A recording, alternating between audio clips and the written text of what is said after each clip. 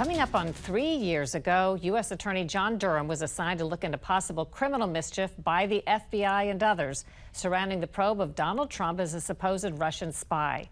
A recent court filing says former Clinton campaign lawyer Michael Sussman used access to computer data to try to build a Trump-Russia collusion narrative that proved false. He's already charged with lying to the FBI. He says he's not guilty. Today, we speak with Congressman Darrell Issa, a top Republican on the House Judiciary Committee, about the long-running investigation.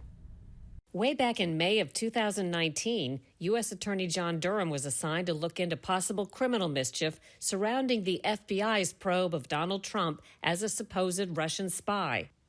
Durham's results were repeatedly promised well before the 2020 election and were relevant to it, but they never came. CBS News projects Joe Biden has defeated President Donald Trump. While the Durham probe continues, there have been 3 indictments announced so far. One led to a guilty plea of an FBI attorney. Attorney Kevin Kleinsmith doctored a document so that the FBI could get a wiretap to secretly spy on a Trump associate. Now, with the investigation approaching year 3, Republican Darrell Issa says whatever Durham finds is nearing the category of too little, too late. Well, justice delayed is justice denied is not some sort of a trite statement. It's very true. Anything that comes out of the Durham report, they could lynch Hillary Clinton, and it wouldn't change a thing. The fact is, time has passed. It is pretty irrelevant. Except it's a lesson to Congress that putting real time limits and putting real meat in activities, including Inspector General's reports and so on, is more important than ever. The time it takes to complete an investigation or the time it takes for Congress to get to the truth impacts whether or not you're going to get the truth and compliance in a timely fashion. If you can hold an administration accountable in real time, they will cooperate. If they know they can run out the clock, as they often do, they won't. One of the biggest surprises to me as a journalist is what's been revealed about government surveillance, the Foreign Intelligence Surveillance Court, with abuses logged in just a sampling of records by the FBI with missteps and lapses.